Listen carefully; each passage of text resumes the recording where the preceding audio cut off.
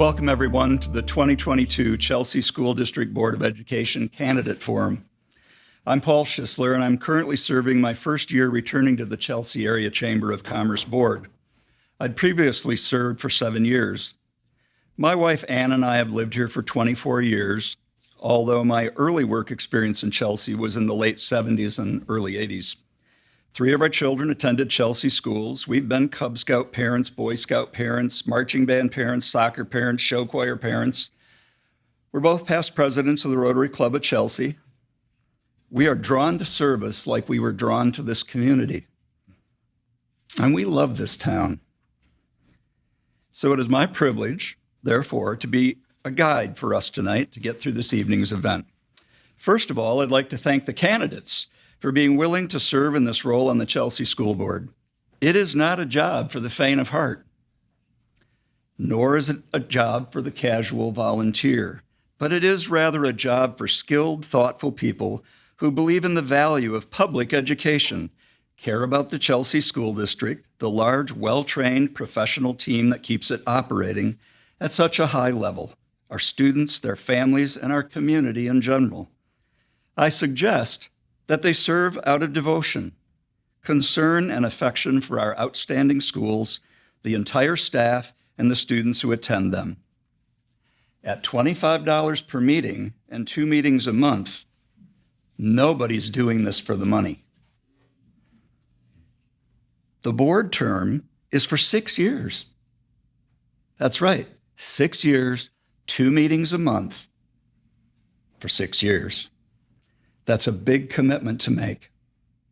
Thanks also goes to all of you who took the time for your day to get over here early and get in line so you've got one of the few seats we have, to come here to this forum and learn more about the candidates who are competing for the 4 available board positions.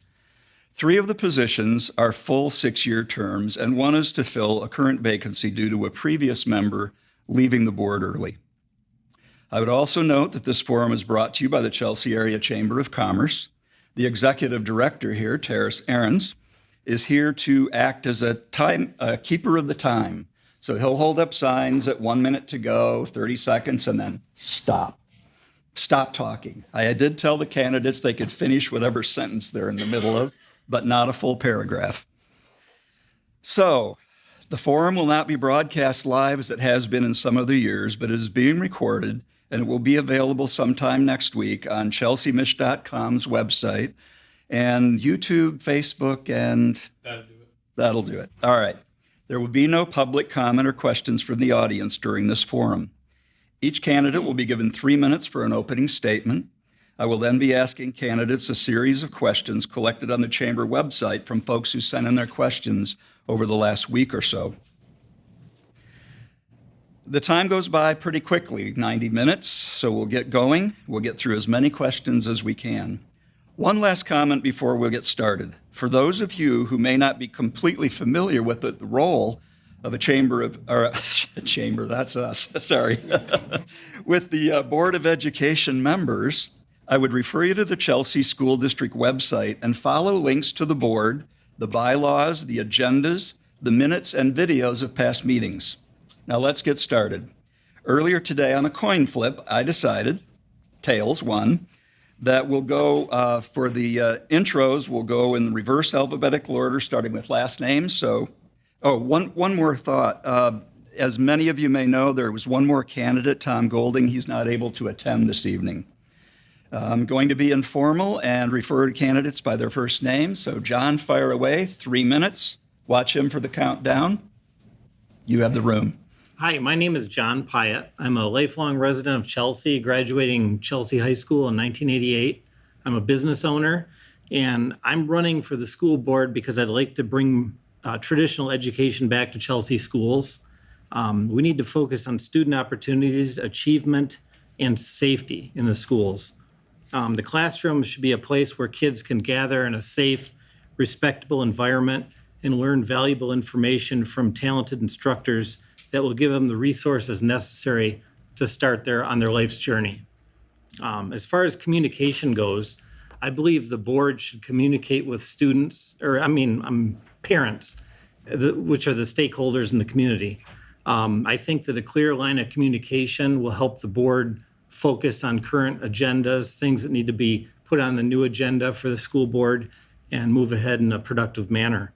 As far as the building trades go, I do believe the building trades, I'd like to see them come back to Chelsea.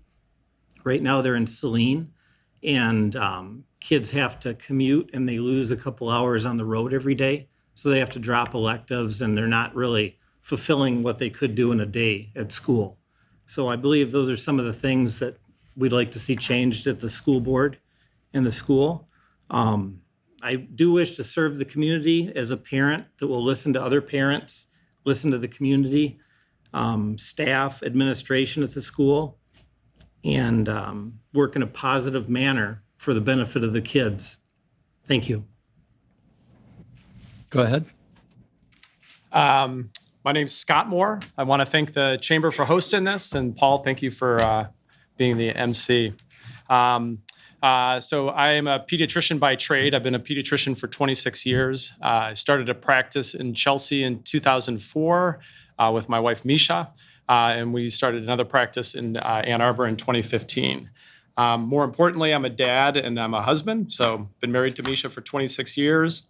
We've raised 3 kids who all attended Chelsea School District K through 12, and it was a positive experience. It was, for our family, that was a positive experience. I think it's a big part of the reason why I'm running for this seat. COVID, I think, was a challenge for not only this community, but many other communities, many other industries. I think the school, the feeling was the loss of transparency, loss of communication. I think really what it boils down to is a loss of dialogue.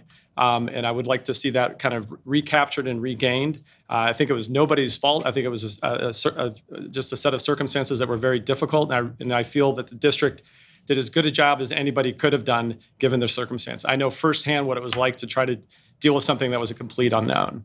My skill set, I'm a communicator. I'm a consensus builder. I'm not afraid of difficult conversations. Listening to people, building a plan, and moving forward with that plan. We all want the same things from our school. I think you'll hear a lot of those same things. We want a good, solid education for our kids. We want safe schools and a welcoming learning environment for all kids, no matter the race, socioeconomic, any background, any gender background. They should feel welcome and should feel like they belong. So how do you do that? I see the role of the school board as an oversight.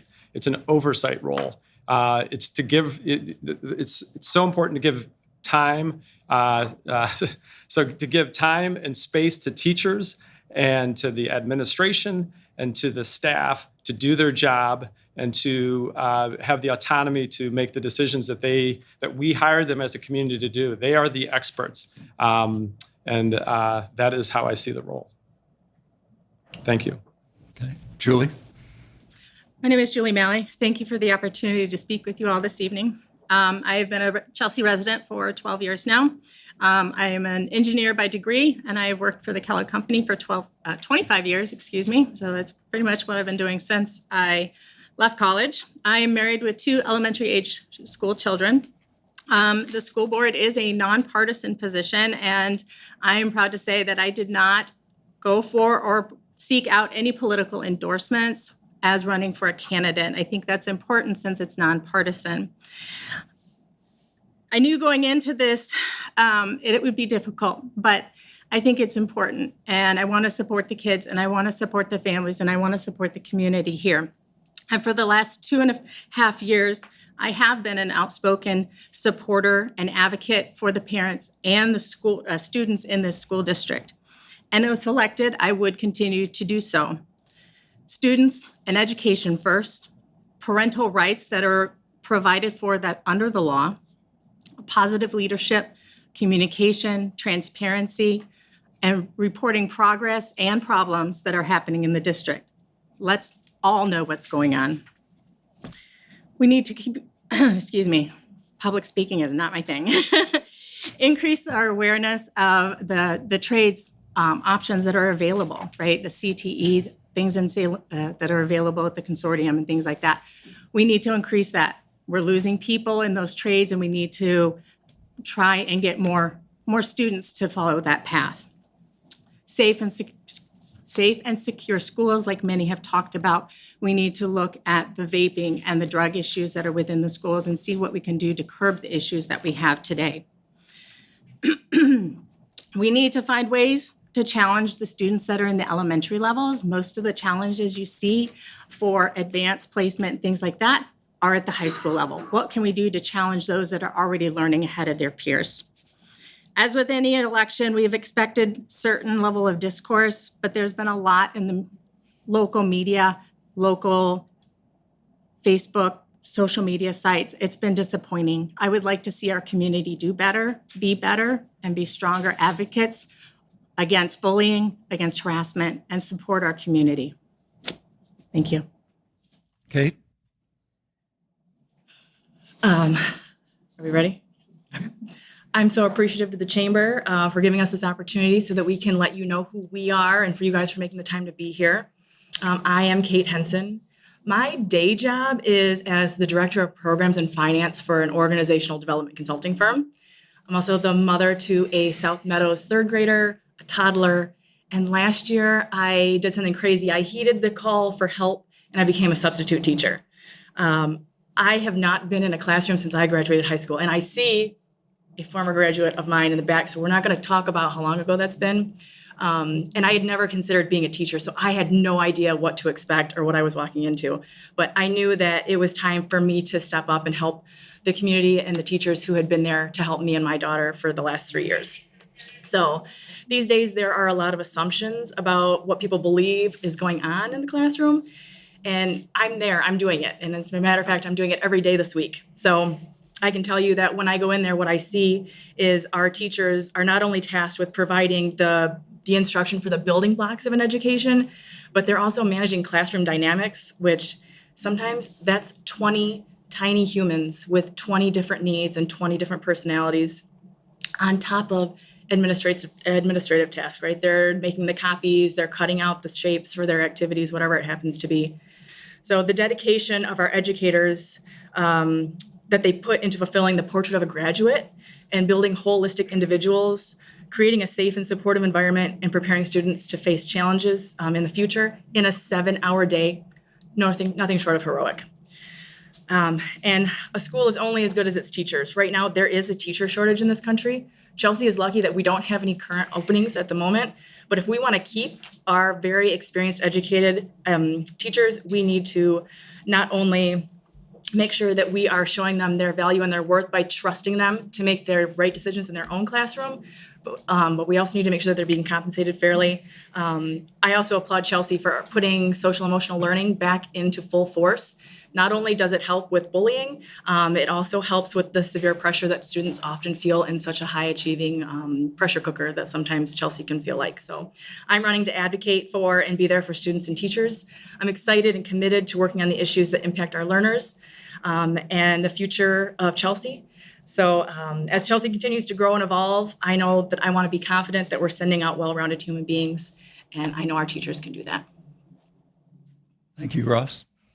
Good evening. Thank you to everyone who's in attendance and to the Chamber of Commerce for hosting tonight's event. I'm Ross Greenstein. I'm the father of 2 current Chelsea school students and 1 graduate.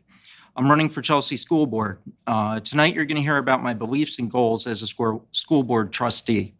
I've been a physician assistant specializing in cardiothoracic surgery for 22 plus years, and I've worked tirelessly to provide the best patient care every day while striving to improve myself.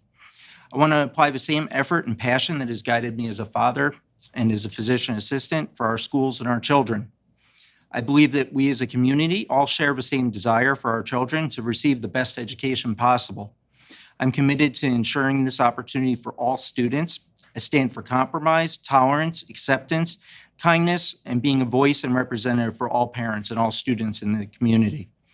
I support and trust our teachers who are fully vested in working with the students, the parents, school board members, the superintendent, and community leaders.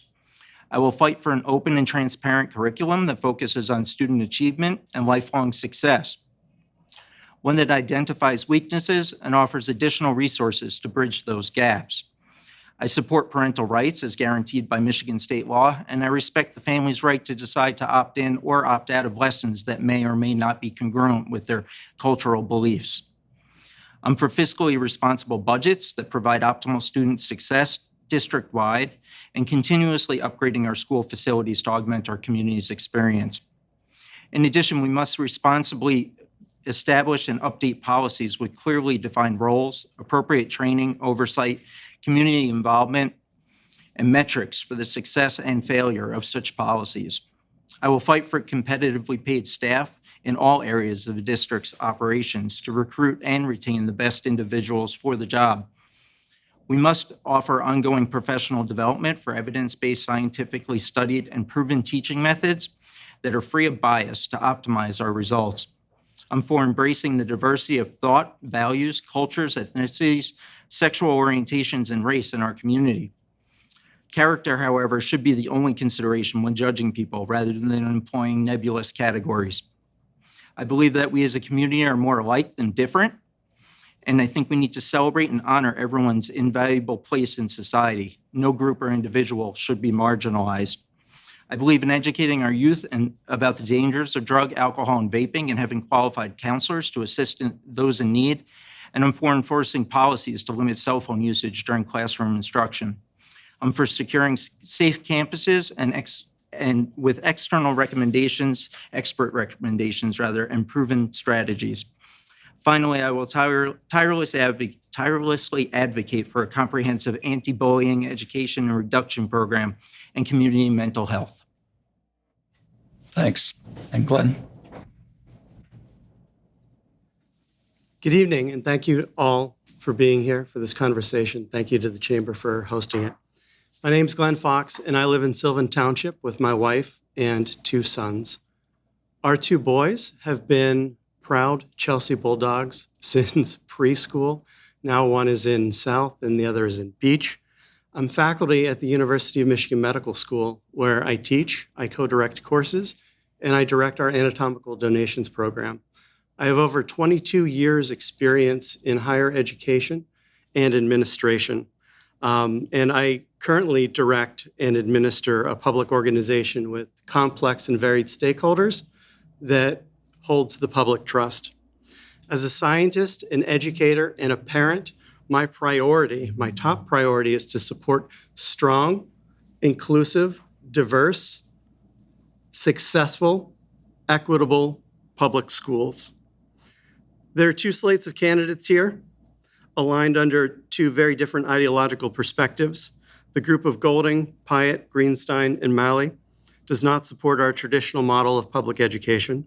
They advocate to restrict teachers' professional autonomy, which jeopardizes our ability to retain and attract teachers to the district. They create friction over rights parents already have, which erodes the public trust. They call for book restrictions, which limit learner opportunities for growth. Regarding diversity and inclusion, one remark to the school board, why aren't there safe spaces for straight students? I did not say that. Another made a social media comment that was echoed here that he was, quote, for diversity and inclusion based only on your character, end quote. Statements like this show that they don't understand or support diversity. It's tough to pin down this group's values because they have little participatory social media presence. They ignore opportunities to share their ideas and values with the voters. Some did not attend the Chelsea teacher interviews, 2 of them. Some ignored the League of Women's Voter Survey, 2 of them. None of them responded to the Blueprint, the local Chelsea high school survey. And one of them did not show up here tonight.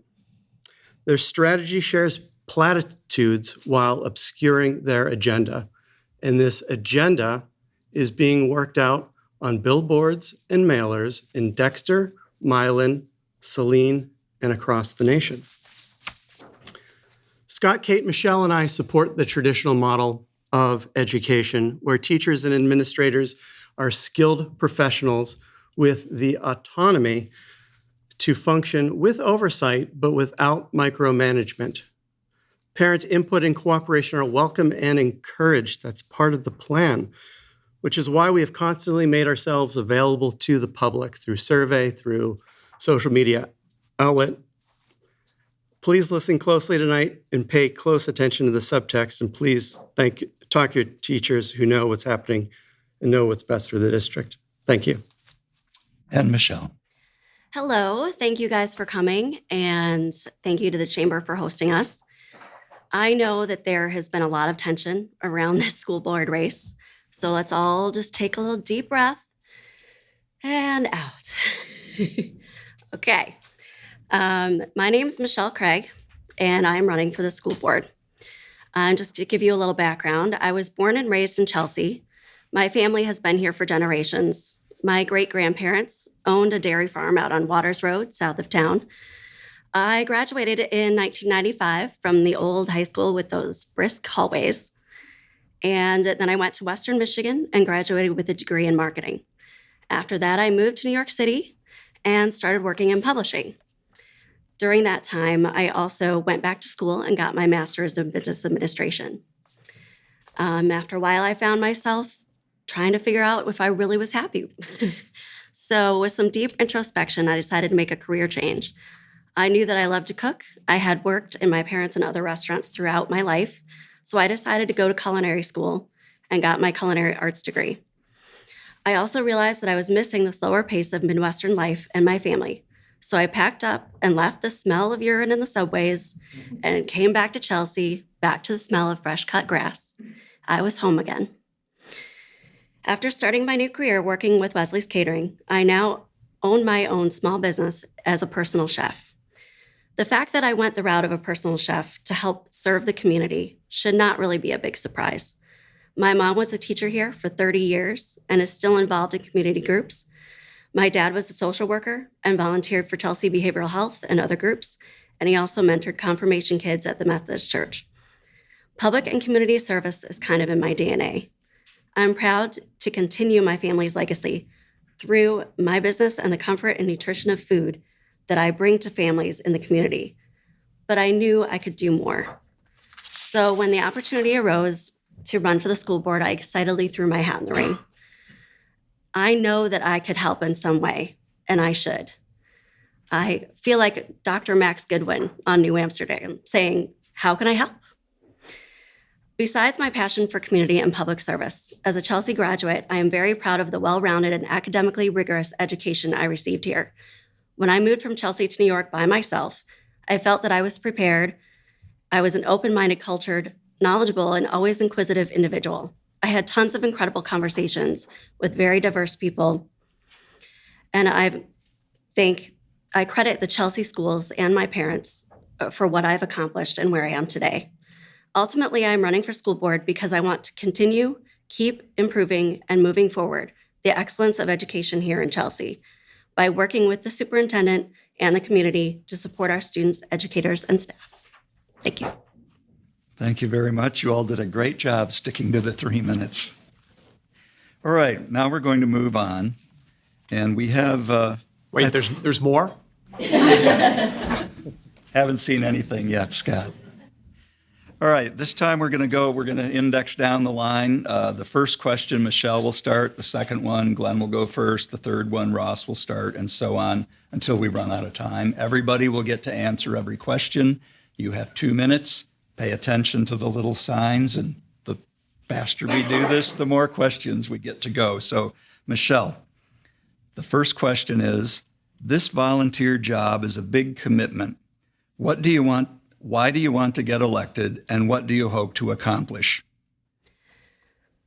Well, I hope to accomplish, once I get elected, that I can help make Chelsea schools improve and help them continue to stay in the positive environment that we've created here. I hope that we can keep this diversity, equity, and inclusion, and the ability to keep social and emotional learning and treat the children like holistic, whole children that they are. I feel like I can accomplish this through the time that I have because I'm not a parent. That actually gives me a little bit more time and that I can serve and be there for the community and for the kids. Thank you. Glenn, same question. I'd like to be elected for love. Love of our schools, love of our community, and love of my sons, who are students within the school district. I'm motivated by joy. I'm motivated by service. I'm most happy when I can be of service to the community. The current model of Chelsea schools, the traditional model, has led to Chelsea being ranked in the top 5% of all districts in the state, which is phenomenal.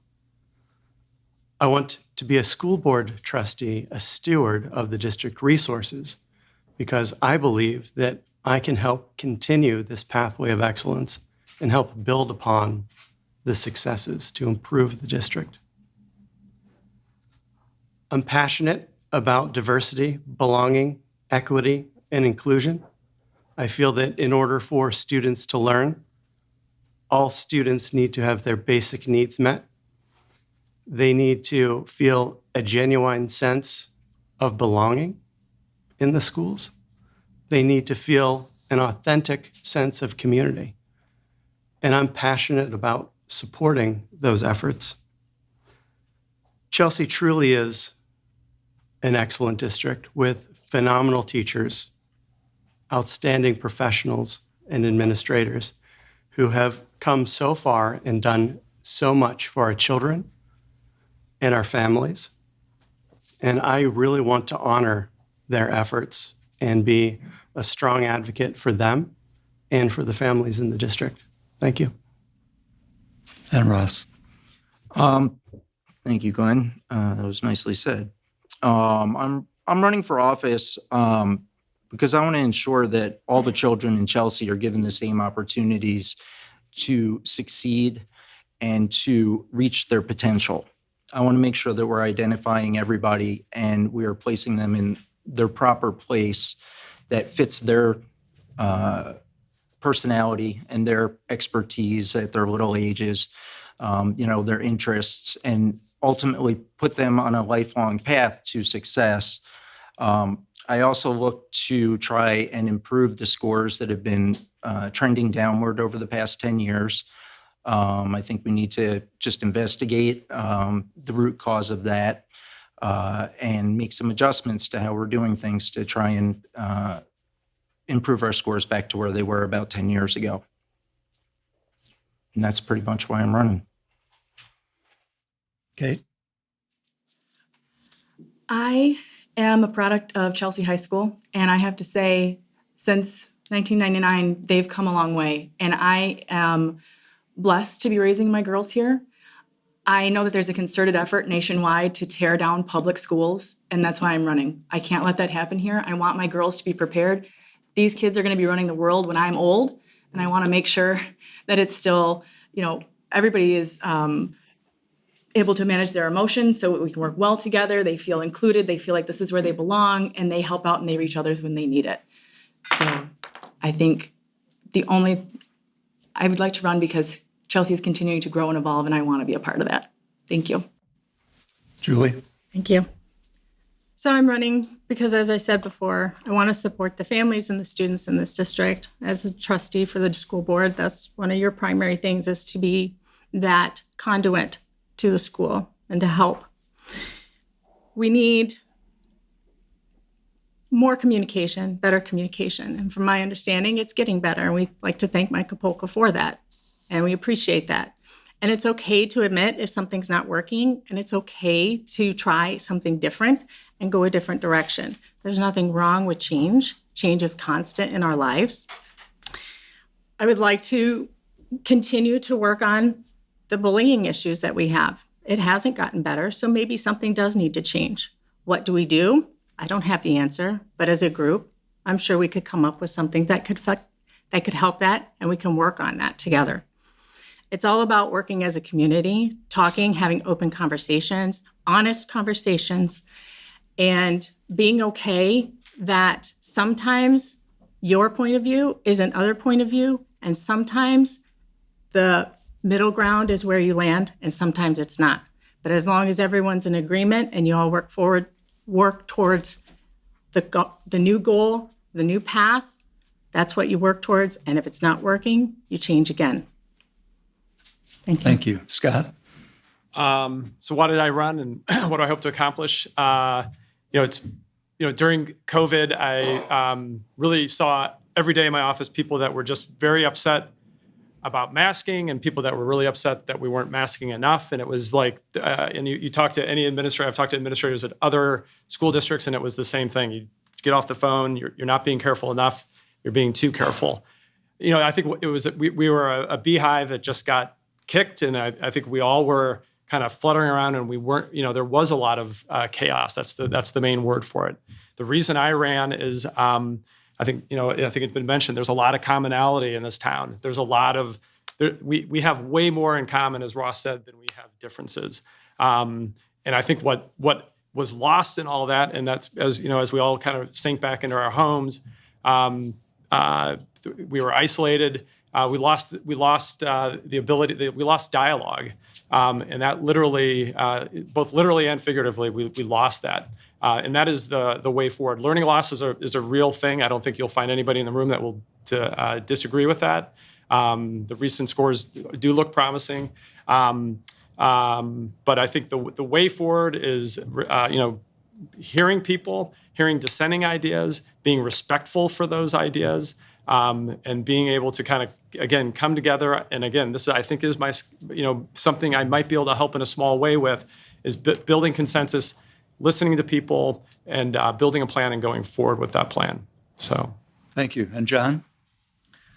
Well, I'm running because I want to make the community and the school a better place. All kids need to be treated equal at the school. And the Chelsea School District does a great job, but we need to keep focus on that to make sure that there's not one group that's left out. Everybody's included. As far as resources go, I mean, we saw during COVID, there was a huge learning curve. Everybody had it. We were home trying to work with our kids, and the iPads, I believe, were kind of, they're a supplemental use, for learning, but I personally would like textbooks brought back to the school. And they may sound a little old fashioned, but I think every kid learns differently. And I think we need to look at that as a potential application where we can offer textbooks and iPads as a supplemental learning tool. The important thing is we all work interactively together and, increase the school test scores and work hard for the kids. So thank you. All right, that was round one. The next question is, what is the biggest issue the district is currently facing, and what are your thoughts about solving that issue? That's an excellent question. I think that the biggest issue that the district is facing is one of culture. I feel as though, and many of my colleagues here have echoed this sentiment, that there's been a breakdown of communication, that we are sides shouting at one another. I've seen it in school board meetings where people are being very rude to members of the Board of Education, accusing teachers of horrible things. And what I've heard from teachers is that they're scared of parents. I talked to one teacher who was assaulted by a parent, and another teacher that is more afraid of being assaulted in a parent-teacher conference than they are of an active shooter. And that is chilling.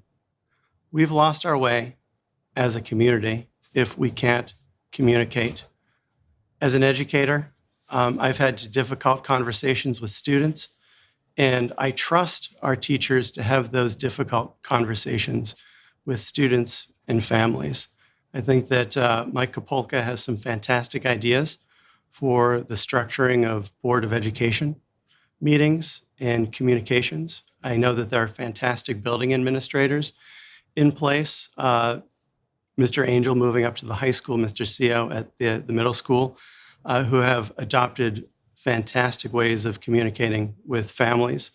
I think that the way forward is together, and that's why I adopted the campaign slogan, Stronger Together. Thank you. Ross? It's hard to identify one specific issue. There are many. I think everyone's probably going to mention more than one. I think that the education, they're there for education. So the biggest issue has to be the downtrend in our scores. I understand that this year they may be coming back up a bit. I think we need to focus on the kids' education and their future. We need to make sure that the trades and the technical programs are expanded and make sure that we enrich them. Make sure that children know what is available to them. The parents know what's available for their children even. I think that we need to look at why our test scores are down. Are we not focusing on the academics as much as we're focusing on social issues in school? Perhaps we need to do some studies to investigate the cause for the downtrend and what has changed over this time, because I don't believe that our children have changed in terms of intelligence. And as John mentioned, one thing that I did hear very frequently was parents having a feeling of disconnect from their children and their schooling and what was actively going on because there were no books. They'd come home and it was the iPad, and it doesn't flow like most of us did when we were kids with books. You knew yesterday you did this lesson, you're going to do this lesson next. So that may be an opportunity for improvement. Thank you. Kate?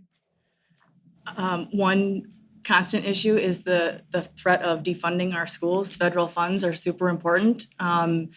That has a bearing on how much we can pay our teachers, how many resources we can buy, and never knowing how much money is going to come and when makes it hard to plan and makes it hard to be able to provide, constant salaries, benefits, bonuses.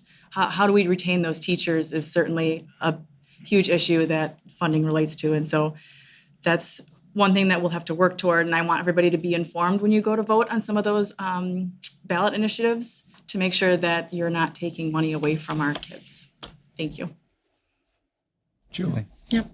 I think I'm going to go back to transparency communication, as that was a big problem for me over the last couple of years, especially during the height of COVID, not knowing what was going on, not being able to plan forward what's going on, right?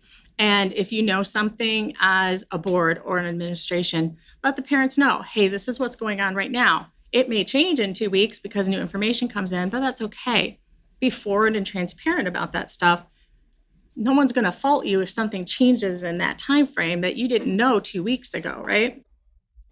We just need to have those clear communications of what's going on. I've heard from teachers that they're afraid to speak up at school to the administration because they're afraid of not being seen as team players. They aren't afraid of the parents, right? So it's a little bit of both. It's not one teacher, one staff member. It's not all the teachers or all the staff members, right? You're going to get a mixed bag across everyone. There's a lot of students and teachers out there. We all need to work together. Discussion, conversation, clear communication. Talk about it. Be honest about it. If you're not honest, no one can move forward. Biggest issues, I think I would be remorse not to start as a pediatrician with mental health of our students. I think it's a huge issue. I think it was a huge issue in 2019. I mean, there was all kinds of concern. It was being called an epidemic, and COVID just really just exploded that problem. Our schools are going to have to continue to face that. I think they've done a good job. I mean, I've met with the social workers over at the high school over the years. It's an impressive bunch. They take on some big projects. They're going to need continued support, continued funding. Transparency and communication. We're on a theme here. And I think to that tone, I would try to incorporate in talking with people a sense of generosity. We came through a Category 5 storm, and the masks are still up, and there's an extra set of sails downstairs. We can make this happen. We made it through the storm. Was it perfect? Probably not. Do I think that the district did a good job? I do. I know what it was like to try to keep my little ambulatory shop going with my staff. It was a daunting undertaking, and I couldn't imagine trying to do that with the school system. There was no playbook. It was by this. Each day was different. I was generous in that interpretation. I think it's important that everybody be generous in the interpretation of how families reacted. It was very difficult. I've talked to many families that were under such distress, especially if you had kids, I would say 5th grade or less. It was an impossible task. And I know that. I think the district knows that, and generosity. I think resources is one of the biggest issues moving forward, whether it be textbooks, iPads, maybe some computer hard drive stations, the typical computer that we see in industry right now, just to give the kids the most experience in varying levels of, resources. Also emotional support. We went through COVID. Counseling at the school is kind of one of the underappreciated things. I mean, we need to support kids if there's a lot of things going on. COVID was one. There could be other things going on at the school that we're not even really aware of, but kids need to have opportunities to have that type of support whenever they need it. And, the staff levels, I think, could probably be increased for counseling at schools and make them more available. And then teachers, we need to focus in on teachers, retention, higher wages. I mean, a lot of teachers we've spoken with are making money, but in the community we live in, it's difficult to live here with the cost of living. I mean, we all own a house. We all know what rent costs. And I think that teacher salaries are important because we want to recruit the best people to teach our kids and, keep them here happy. Thank you. Thanks, John. And Michelle? Okay, the most difficult challenges that we face, as Kate said, funding for our public schools is an issue. So we want to make sure that still comes through. As Scott also said, improving our students' mental health through counseling and group activities is also an issue. We do need to keep and retain our teachers and higher salaries and different ways thinking outside the box to really make sure that they feel supported and welcome and valued. I do also think that we can continue to grow and improve and expand our special education program. I'd like to collaborate and see what other resources, like maybe hiring a board-certified behavioral analyst to the staff, and just making sure that we're using all of our federal and state funding in the most effective ways so all students continue to get the best education possible. Thanks, Michelle. All right, Ross, we'll start the third question with you. The last 3 years have taken their toll on educators, what we've been talking about. How can Chelsea attract and keep high-quality administrators, teachers, and support staff? And what role specifically does the Board of Education play in this? Well, I think that unfortunately money talks. So that's the one way to attract and to retain. People have to be able to have a decent quality of life. They have to feel like they're being valued, that their work is important, and at the end of the day, that they're valued in the community. As a team with the board and the superintendent, I think we need to continue to support them. We need to listen to them. We need to have open communication. There needs to be increased communication with the board members and the teachers, as well as the administrators, the principals. I think honestly we should be talking to the bus drivers and the janitorial services and finding out what their concerns are and making sure that they're satisfied in their job, that they feel supported and they feel valued. One of the most important things in healthcare, we have such a diverse team. We round on our patients with multiple departments. everything from respiratory therapy, physical therapy, occupational therapy, discharge case managers, pharmacists, and everyone on that team has to feel like they're just as important as everyone else on the team. And we can't educate without every single person on the team filling their role. It's like a baseball team. You can't not have a catcher. You got to have everybody, and everybody's got to be valued. So that's what we got to do, and we got to figure it out. Thank you. And Kate? I do agree. Increased benefits, increased pay is super important for keeping teachers and all other staff here. And then finding other ways to show them that we understand their value.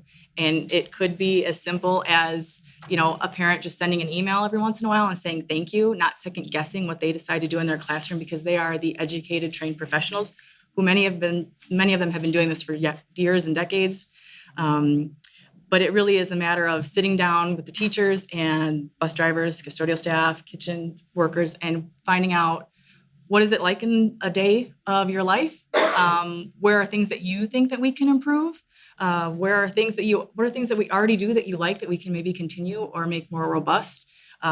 We don't have enough information to maybe make some recommendations right off the bat, but we do need to do a better job of making sure that everybody understands what exactly it is the board is responsible for and how we work together, what it is a teacher is tasked with doing in a day, and then just being kind. These people were at home struggling with the same things that we were. How do I keep my kids safe? How do I, continue to do my job from home while still showing up every day for our kids? So they are worth us taking the time to figure out how to keep them. Thank you. Thank you. Julie? So we are lucky to have a very financially sound district. And by doing so, we are able to make sure we do pay our teachers, which is one of the reasons we don't have the issue that some of the districts across the nation have. Chelsea is lucky to have some of the highest paid teachers in Washtenaw County. Now, parapros, still, we're making $12 an hour. They got the 2% bump, but that's not a lot. Transportation is going to be similar. So maybe there's opportunities there because we are short paras and we are short transportation, right? So what can we do to help that position and help those people? Paras are vitally important to a classroom and to the students on a daily basis, and they are desperately needed. And we have had so many leave in the last couple of years, right? Because now they can get more money going somewhere else. They can get full benefits going somewhere else. So we do need to look into that.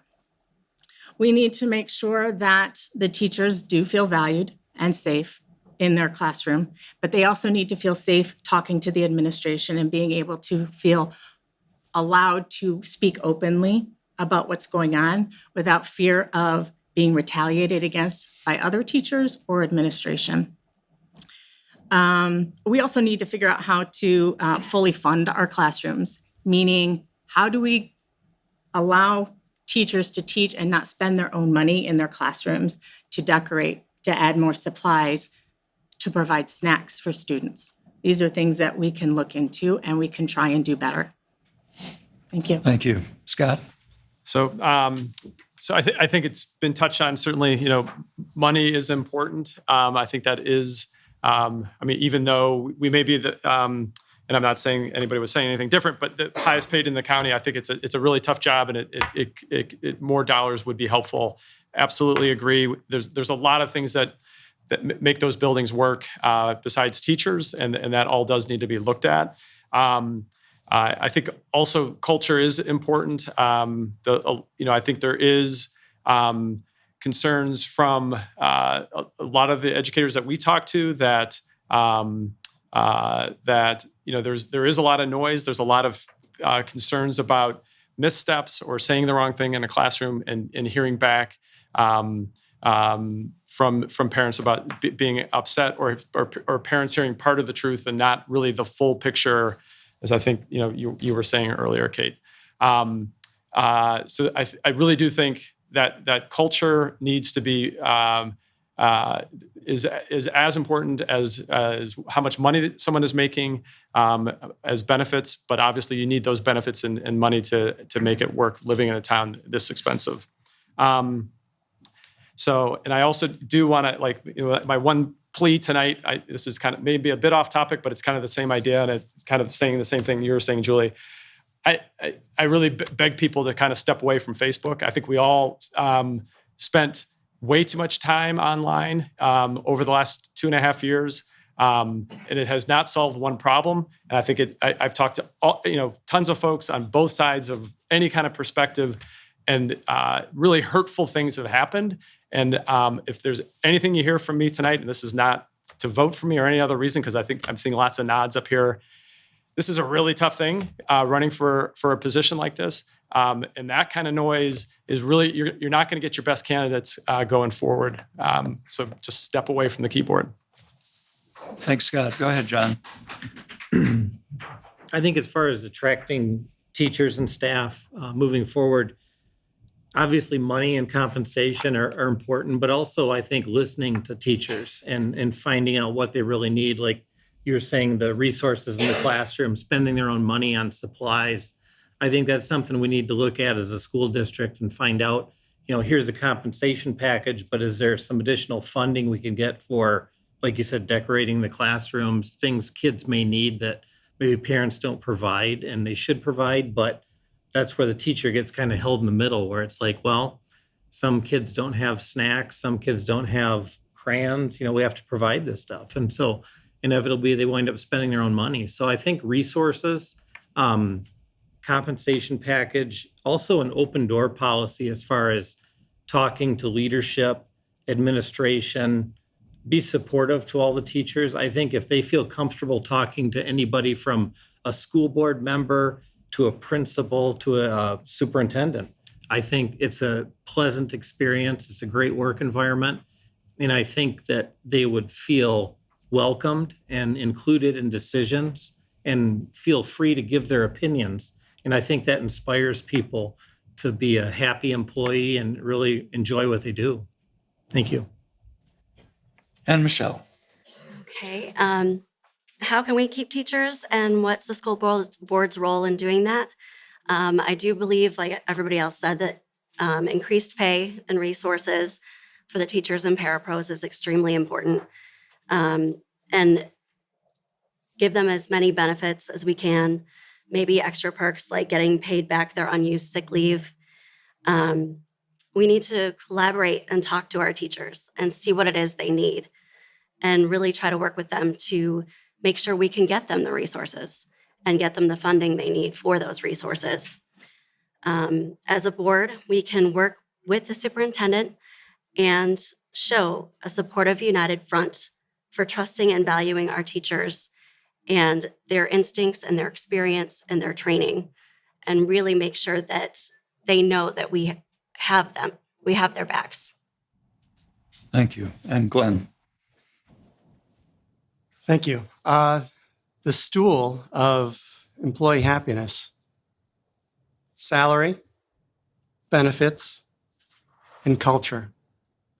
We're lucky here in Michigan that Governor Whitmer and the state legislature passed a record bipartisan bill to increase per pupil funding and provide other funding for services within schools.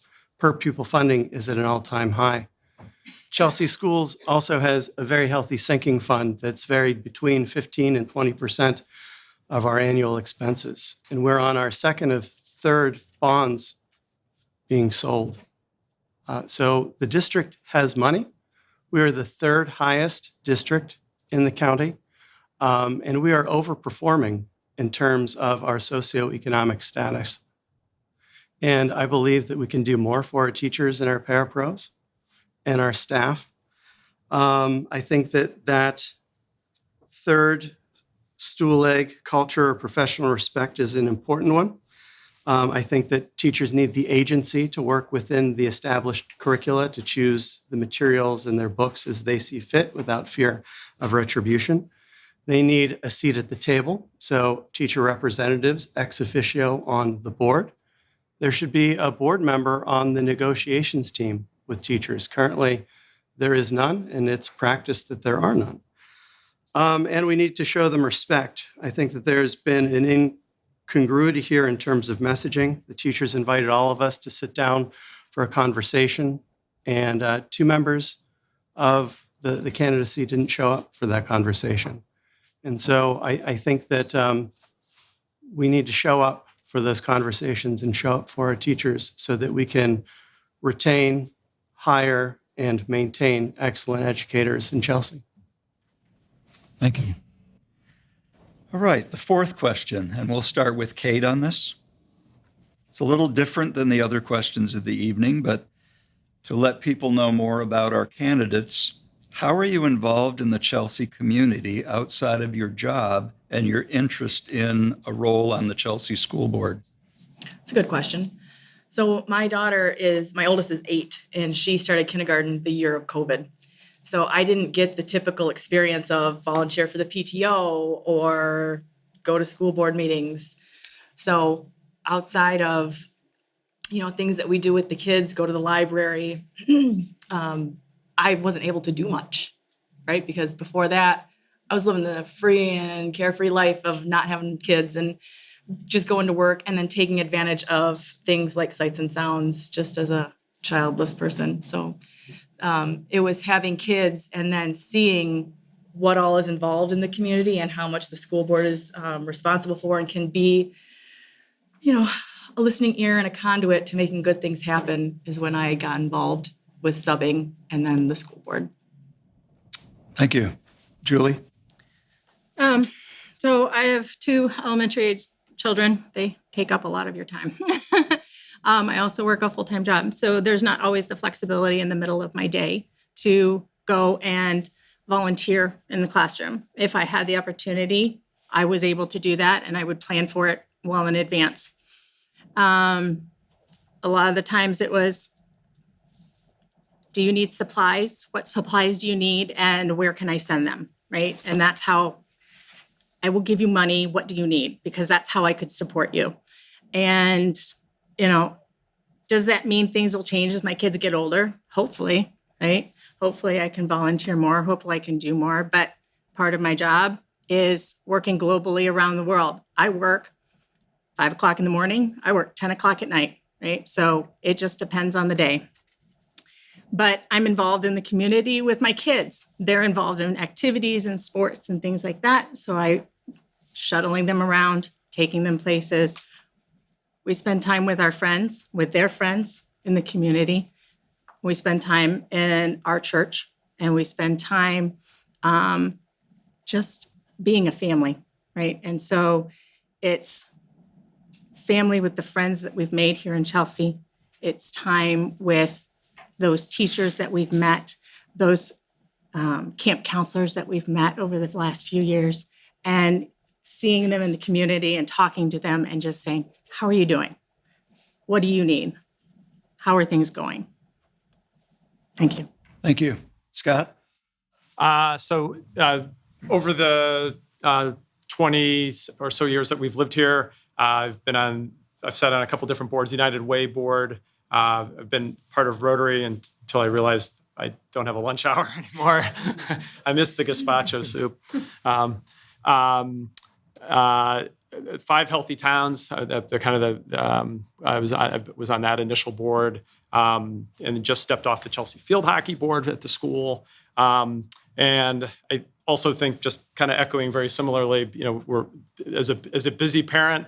It was a conscious decision to practice and live in the same town. So it was just, I think I share the love of this town. Whenever I get a chance, I like to go up M52 right through town just to see my town before I head out west. No, it's a town that does definitely grab you in, and you want to be a part of it. Be it just Thursday nights, be it the fair, be it the chamber. Right, you guys are hosting the Halloween bash or some sort of thing. When I went to your site, there's always something happening. But that's how I've been enrolled in a more formal way. Thanks. John? Well, my involvement in the community, I'm obviously a parent. I'm self-employed. My son graduated. He's attending Ferris State. My daughter still is a junior, and she plays field hockey. So field hockey schedule keeps me very busy. I am a member of St. Mary Catholic Church. Our family goes there. I'm a member of the Knights of Columbus, which is a volunteer organization. We do a lot of charitable work around the area.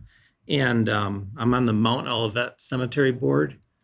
Cemetery boards are one of the most unfunded organizations around. So it's pretty much a volunteer effort. And I'm a land surveyor by trade. And so I'm actually work with a lot of cemeteries pro bono, working on final lot layouts for cemeteries because there's not a lot of funding for them. But between those involvements, just attending kids' events at school, it keeps us real busy, but I feel well connected with the community. And my wife and I just love living here. So thank you. All right, thank you. Michelle? How I'm involved in the community outside of my job and running for school board. I am particularly lucky to have an amazing group of friends here. And most of them are all parents. I really enjoy spending time with them and hearing about their happy times and their difficult times, how their kids are getting along in school, and also how everybody is coming together through the whole COVID incident, pandemic. I haven't had that much time to be involved in the community other than my job because I am a small business owner, so I do have a lot of responsibilities. I am the only person in the business. But I do enjoy spending time at the community events like the fair and attending different activities like concerts and plays.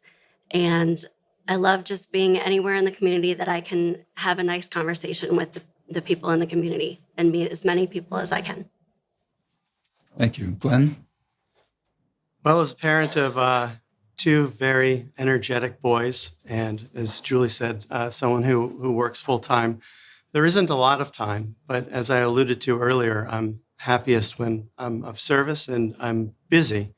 So part of my professional responsibilities is I co-direct courses for the medical and dental school and direct the Willed Body program. I have to be on call 24/7. So if you ever see me walking down the street and my head is in a phone, I'm not necessarily tweeting or twittering or tweeting or whatever you call it. I'm probably communicating with a family member or a concerned student. But in the time that I do have, I'm a very involved soccer dad, an involved orchestra dad, an involved voice and piano dad. You'll probably see me bouncing around between the Methodist church and the library quite often. I attend school board meetings regularly, as I have for years, because I feel it's my duty to be involved there. I'd like to take a greater level of involvement there. I attend open houses, parent-teacher meetings. I volunteered in my kids' classrooms before COVID happened. And finally, probably the least of all of this, so I don't know why I'm closing on it, but I'm a very enthusiastic viewer of parades. And if there's one thing that Chelsea does very well, it's hold regular parades. And so if the next parade, you could probably see me very energetic and enthusiastic, waving my arms, hoping to get hit by a box or two of Jiffy Mix. There's just so many wonderful things about the community to be involved with. All right, thank you. And Ross? Similarly, obviously working a lot, taking phone calls in the middle of the night as well for patients in the hospital. But I have made it a very big part of my life to be actively involved in my children's lives. I have a 7-year-old son who is into soccer, football, wrestling. He also plays the drums. I'm probably forgetting a couple of other things. Jiu-jitsu. And then I have a son that's a senior now in high school, and things have kind of tapered down a little bit with the responsibilities as he's almost 18. And I have a daughter who's a senior in high school, or senior in college rather, who was very active in the music program, which I enjoyed greatly. Smiling, shaking hands at all of these events, seeing friendly faces is one of the greatest parts of being in this community. Being that it's a small community, people tend to know each other. I try to be a good neighbor. I listen to people who are in need. We are always donating to those in need. For Christmas, we're buying gifts for multiple families that have nothing. Recently, our large garden was overgrown, and we donated vegetables to the Chelsea retirement community, I believe. And then I loaned my wife to the Chelsea schools as a substitute teacher in her free time. We try to be involved in the community as much as we can. And we honestly, our greatest enjoyment is the interactions that we do have with people in town. There's a lot of good people here. Thank you. All right, we'll move on to question 5. Julie's going to start this one for us. As a school board member, you have 1 vote out of 7 on any motion that's presented in front of the board. If you do not agree with the overall majority on a motion, how would you react to that? So 1 vote of 7, right? And sometimes it's going to go your way and sometimes it's not. And when it's not, it is what it is. It's the vote's been made and you need to move forward as a group with whatever the decision is and support that decision. Because as a board, that's what was voted on. It's not for me to complain and, thrash and gnash my teeth about it, right? I can be disappointed. Disappointed is okay. We can all be disappointed about things in life. Does that mean we still can't have conversations going forward about maybe we need to change it in 6 months, a year? That's okay too. Having those discussions, having those conversations, it's okay. But whatever the decision is made, we need to support as a group and move forward with the direction that was made. Thank you. Scott? So I'm the 1 of 7 who doesn't agree. I think it's important to state your case and make sure that your viewpoint is heard in a respectful way, that you're listening to everyone else. But that dissenting voice can be an important one on a particular topic. So I wouldn't back away from what I believed in. But you also are, it's an odd number for a reason. So you do, the majority wins, you build the consensus, you are respectful and again, of everybody's viewpoint on the particular issue. But it's the truest sense of a democracy. You just have to go with the flow. And I would push as hard as I could behind whatever issue that was, whatever way the vote went, because I would be part of that board. Thank you. John? Well, I think that hopefully there was some healthy discussion before they took the vote, But if the vote doesn't go your way, I think that you have to agree with the majority. Like I said, interaction before the vote takes place is the important thing. Make sure your opinions are known. You try and go through all the evidence to make the decision. And so that at the end of the day, 7-1, that's fine. You need to move on and realize that the decision's been made. That type of discussion, though, is going to happen in life anywhere you go. You're never going to get your way all the time. And I think that as long as you professionally let people know your opinions and kind of the information you're looking at and how you interpret it, that's the best you can do. And, moving ahead, that's all you can do. Thank you. All right. Thanks, John. And Michelle? That's the key, right? We know that we can't please everybody. So there will probably be some times where one of us or more of us have differing opinions. And I agree that the discussion before the vote is definitely important. And it's probably the most important thing. And I believe that we should all be listening to each other and working to come to a certain compromise or collaboration where we can come together. And sorry, public speaking is not my forte. I believe that we can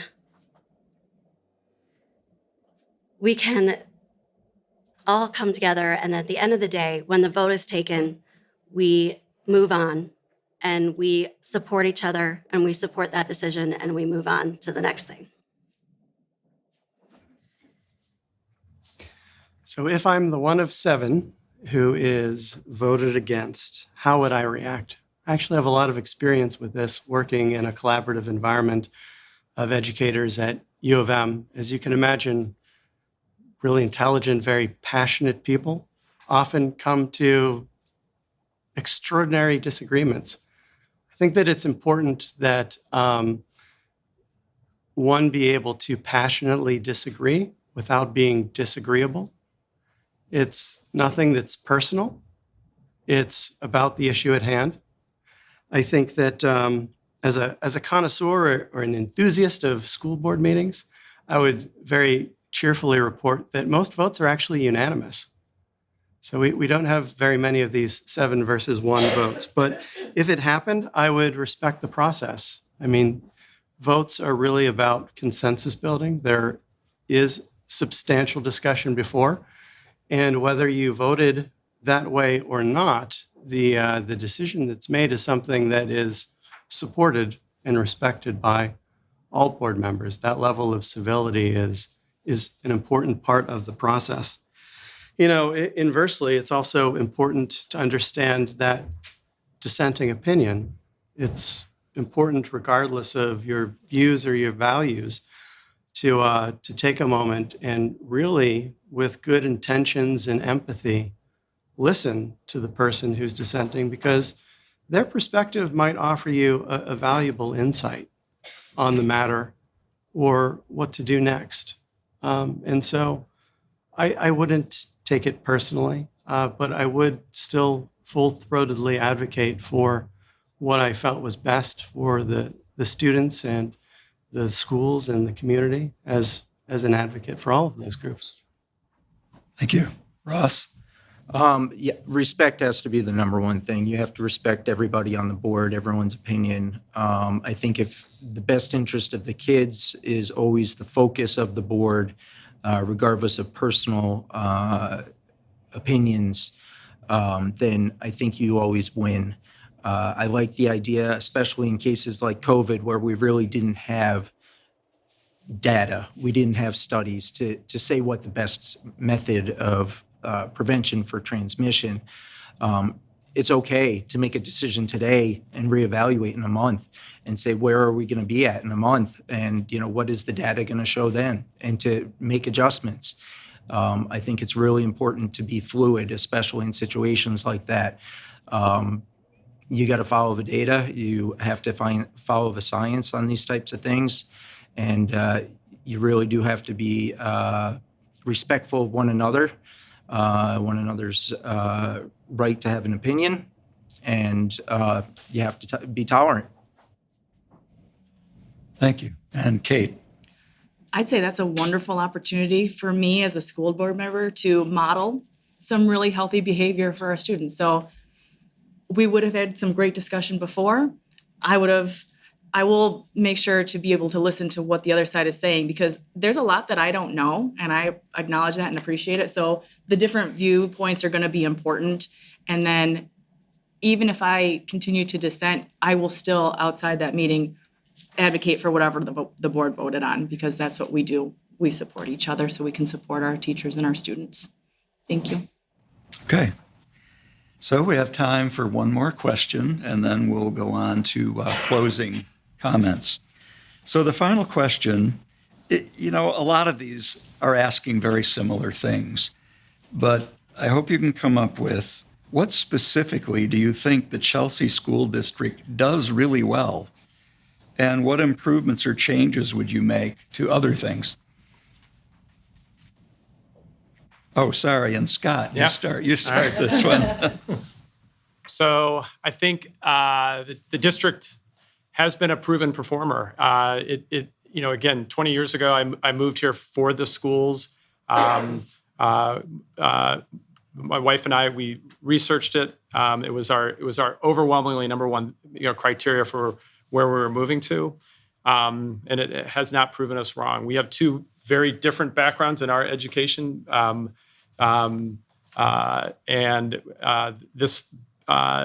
this town and this district did not disappoint. It was very positive. I think it's the other thing that the teachers, I think, asked in the interview, what are you most proud of? And I think it kind of goes along with that. And the thing I was most proud of is that I love just hearing the stories and that what happened in the day in each of these buildings with 3 of my kids, about the mentorship, that my kids woke up in the morning and, after the first 15 minutes maybe of being up, but they were excited to go to school, and they were excited to tell us about what happened at the end of the day. And I know that's not everybody's experience, and I've definitely have heard people that have had certain situations have been more difficult, but that was my experience, and that was the thing that I think I'm most proud. I think we have a group of people at all of these buildings that wake up every morning, and their intent is to do right by these students. And I think, again, speaking to that generosity, just know that's what makes them drive, and know it makes them, if they hear somebody's not having that experience, I really want everyone to know my sense is that that's kind of the worst thing they could hear, and they want to do better, and they want to do right by the students. What we all can do better. I mean, I think we can all better communicate. I think we can all better let people know what we're thinking, how we came to decisions. But again, I throw no stones during the last 2.5 years because it was a very difficult time. Thank you. John? I think what the school district does really well is the teachers work really hard to educate the kids and do a great job. I think that the hard work pays off just in the level of effort they put in, the resources they provide to the kids, the level they go to, meeting ahead of the school day if they need help. There's a lot of teachers that just work, their work day is 8 to 3, but they work many hours beyond that, ahead and behind. And I think that their effort, the caring they give to the kids is great. It's a great opportunity to educate our kids, and we appreciate the staff. Something for improvement.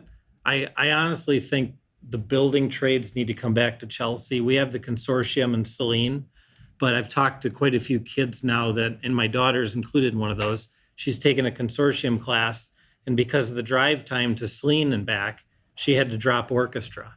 And that was probably a bigger blow for old Dad than it was for her. But I just think it's a shame that the kids have to waste time on the highway back and forth, when if we had these consortium classes here, they can get a wider variety of experience before they graduate without losing the road time. So that's what I would say is a good improvement. Thanks, John. Michelle? Chelsea has always had a wonderful reputation for excellent academics, and well-rounded with amazing music and athletic programs, social, cultural, and academic programs, activities, and organizations. We have an awesome career and technical education program, and it would be nice to have it closer, to have us share that time so everybody has the ability to not spend all the time on the highway. As a graduate myself of both standard higher education and vocational program, I understand the importance of offering these different paths to success. The fact that the district and the community collaborated together to come up with the portrait of a graduate, I think is an amazing thing.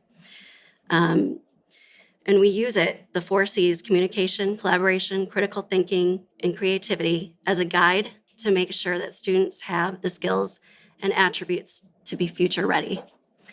As for improvement, I think, as we've all been saying, I think our communication can be improved, more transparency between the staff and the administration and the parents and the students. And as I said before, I think that we could also expand upon our special education program. Thank you. Glenn? Back in early 2000s, when my wife and I moved here, we were both very young in our careers and so very dedicated to spending the extra time at work. We moved from that into having young children. And if anyone knows that adventure, you know that it's quite time consuming. When our kids entered the schools, however, that really became our first integration into the Chelsea community. Walking down the street, having them be recognized by community members, having community members recognize us was an awesome and a transformational experience for my family. It really was the first time that I truly felt a part of the Chelsea community. And for us, that was beautiful. As Michelle alluded to, the portrait of a graduate is an excellent guideline for maintaining that community. And the illustration here, the artwork, is a phenomenal way of representing that. And teachers are getting back to integrating that into the curriculum now that we're pre-pandemic in a greater way. Academics would be number 2. As I said earlier, we're a top 5% district. We have the highest math proficiency rates in the county. Our proficiency rates are above state and county averages. And our scores across most standardized tests, and as an educator, standardized tests need to be taken with a grain of salt in terms of student achievement or success, but those are nearly back to pre-pandemic levels. And then the third part would be extracurriculars. Our athletics are awesome. Our music programs and band and orchestra are amazing. The robotics clubs and all of the various clubs and organizations at the high school. And in terms of improvement, as I discussed earlier, culture, we need civility, we need respect, we need empathic listening, and we need better communication. Thank you, Glenn. Ross? What do we do specifically well? We do a lot really well here. The variety of high-level classes that are afforded to our kids is incredible. Our music program, I never saw a music program with so many instruments. I don't even know what some of them are, but kids have opportunities to play any instrument they want, and I love going to the concerts. It's amazing. They play very high-level music, things that when I was in band we did not do. The opportunities and the access to the consortium is very impressive. There's a lot there, but I think we can improve there. I think we could offer more programs. As some people have said, moving it back to Chelsea would help as well. Obviously, our sports, we're ranked very high in the sports world from a school perspective. I think our kids are great.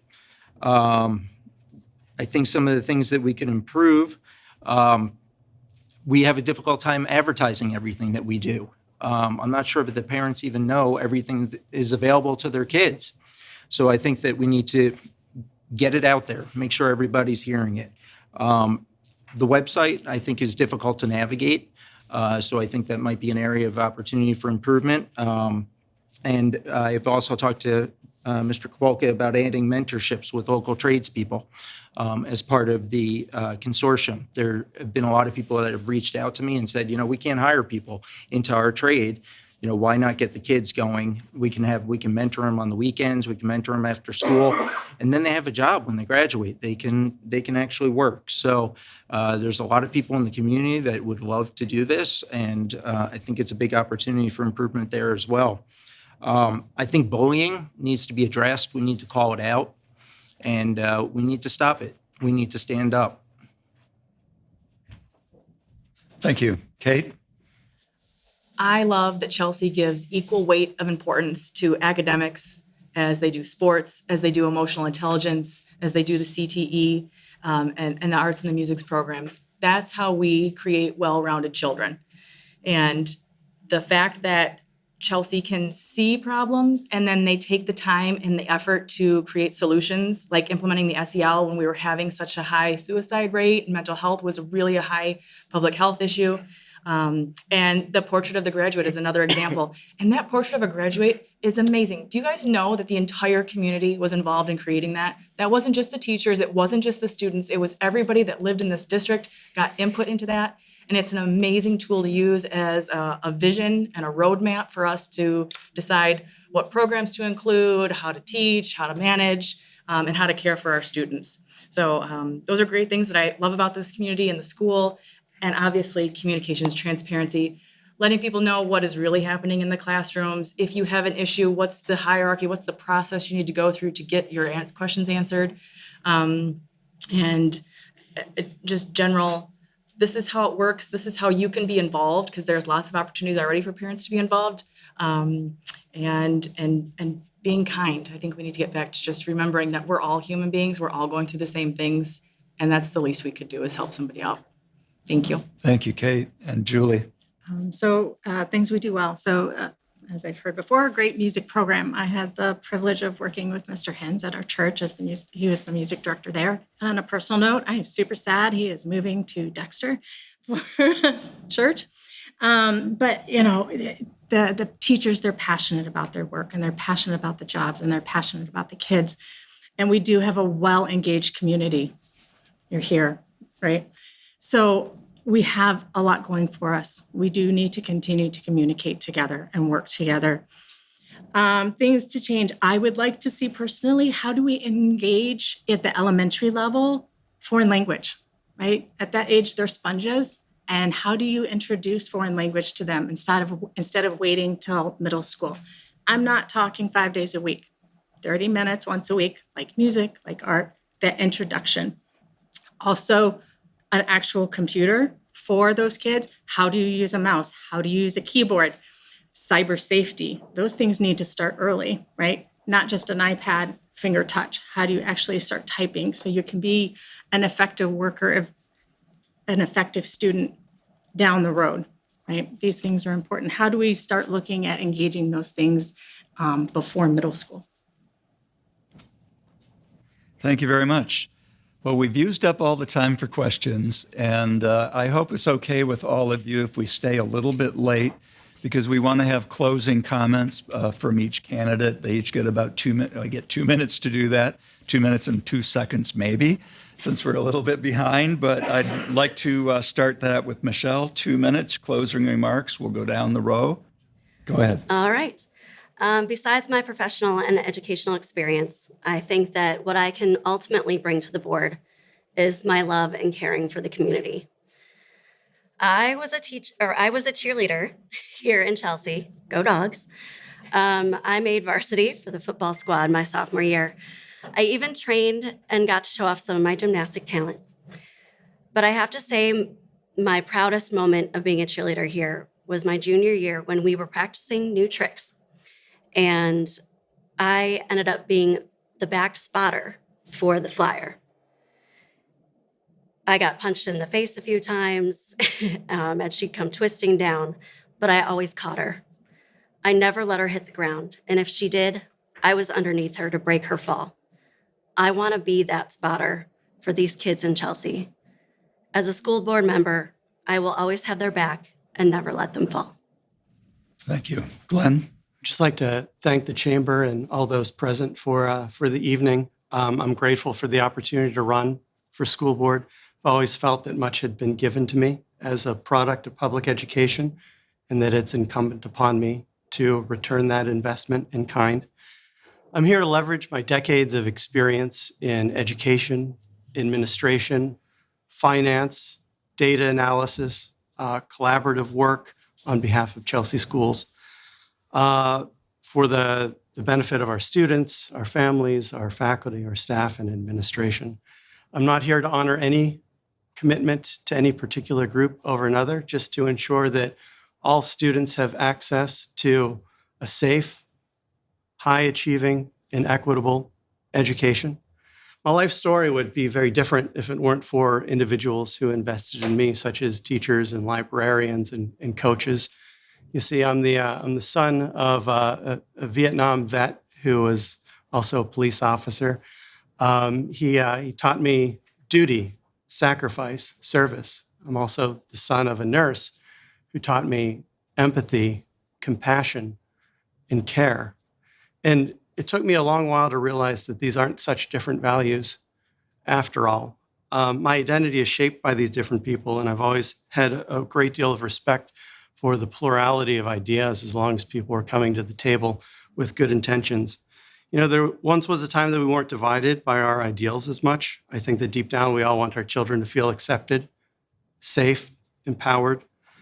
We want them to feel supported. We want them to have opportunities to meet their greatest potentials.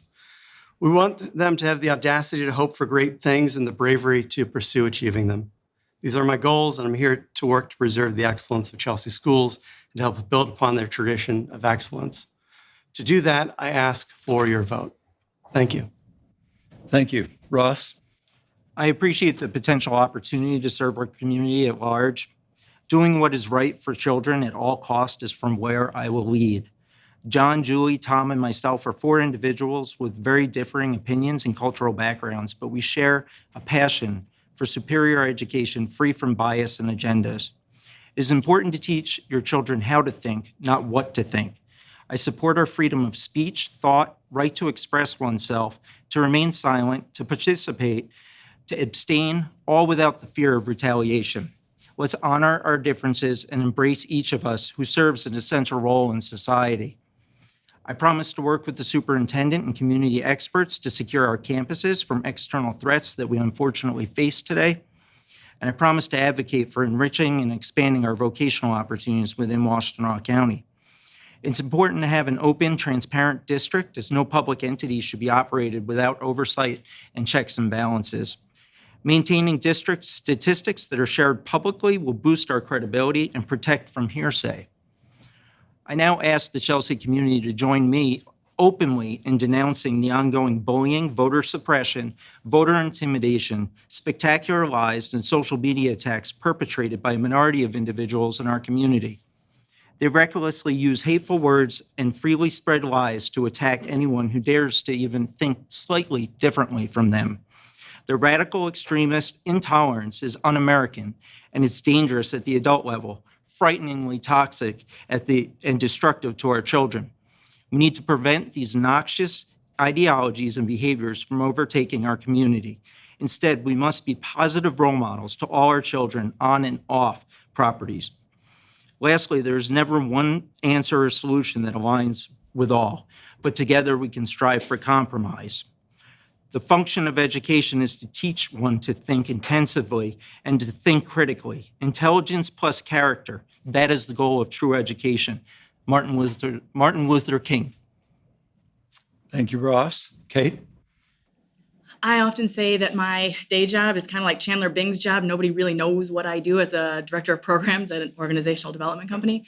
But a lot of what I do is working with companies to either initiate change management plans or strategic planning, leadership development, things of that nature. So when I'm working with clients, we're building effective work teams, we're solving problems, we're practicing our active listening, we're doing coaching. And when I started hearing about there are going to be 4 open seats on a board of 7, when you take away that many seats, what do I say? So you're bringing 4 new people onto, that's more than half the board. The forming, storming, norming that takes place in order for a group of people to work effectively increases exponentially in its difficulty the more new people that you're bringing on. So as I'm hearing all of these things, just my OD bells start ringing, and I was like, hey, I think I can help, because what I've been doing for the last 20 years, those skills marry nicely with what's going to be happening on the board. And the faster that we can start working together as a team, the faster we can start addressing the real issues and challenges and joys that are coming our way in this next year. Thank Thank you. Julie? As I said earlier, my global role requires me to work with a lot of diverse people, and a lot of diverse backgrounds, and a lot of diverse thought. We work together with a lot of communication, a lot of collaboration, open, honest, and constructive feedback to get us to where we need to be on whatever project it is we're working on.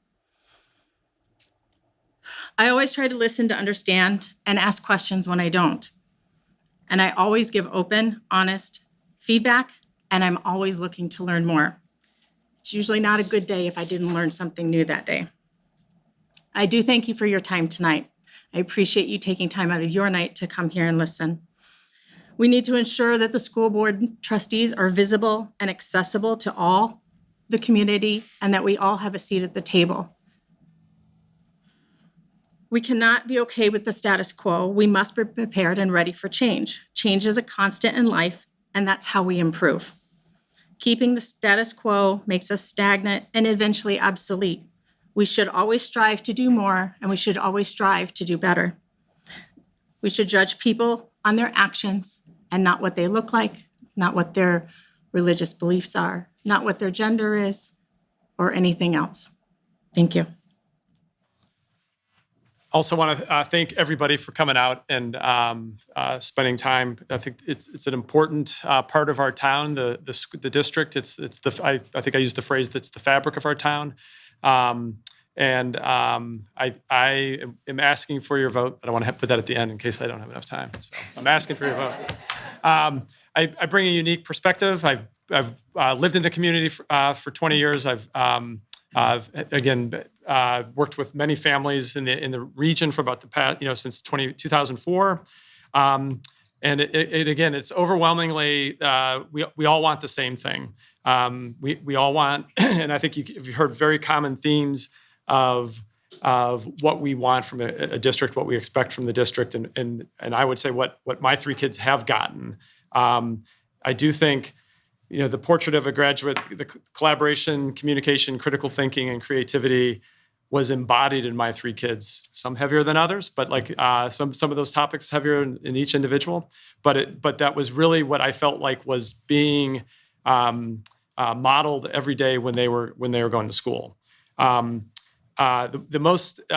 has been an exciting campaigning I was dreading, and I really have turned out, I think we all can, it was a positive experience, listening to other people's stories, hearing differing opinions. I valued the differing opinions more than the opinions that I maybe agreed with, and I think there's real power there. I also want to encourage everybody, there are many, every time I met with an administrator or a teacher, I heard just people leaning into yes, I want to talk to families. Yes, I want to have a conversation in the hallway. I want them to volunteer in my classroom. I want them to come to my office if they have a problem. Overwhelmingly, I heard that. I think that's a real on-ramp and a way for us to communicate with this district, because I think they are all ears. Thank you. And John? I'd like to thank everybody for coming out. Appreciate the opportunity. And I look forward to serving the board as a parent, working with other parents for the benefit of our kids. I think that collaboratively we work with teachers, administrators, and parents, and it's going to be a great school environment for our kids. I'm open-minded. I think we need to work as a group. So collaboratively, I listen to people. I think as a board, that's one of the more important things we need to do is listen to the public input. And that'll help us guide future board meetings. What are the current topics? What's of importance? Where are people having problems? But just work with people. And, I think it's going to be very positive. I think that the kids always come first. We need to work with whatever resources we can allow them. And I appreciate your vote. Thank you. Thank you, John. So in closing, I'd once again like to thank the candidates for being willing to serve in this role on the Chelsea School District Board of Education. I'm going to add a word. It is a job for skilled, thoughtful people, passionate people. We clearly heard that from all of you, who care about offering a quality public education to all students and their families and benefiting the entire Chelsea community. Thanks also to those of you who took time out from your evening to attend and to listen to all of us. The video will be available mid-next week, so check the chelseamish.com website or call the chamber office. They'll help you out. And finally, I get to say something because I'm up here with the microphone. It is the good fortune of everyone here that we live in a free society where each adult citizen has the right, and I personally would say a duty, to participate in our democratic processes. Please consider what you have seen and heard here this evening. Review information about this in other local news outlets. Call the candidates and talk to them. I don't know if I should tell you to call Mike Kapolka and bug him, but hey, his phone number's listed, right? And I urge you to vote for the candidates of your choice using the voting process that meets your needs. So, on behalf of the Chamber of Commerce staff and the Chamber of Commerce Board, of which I am a member, good evening and good health to you all. Thank you for coming.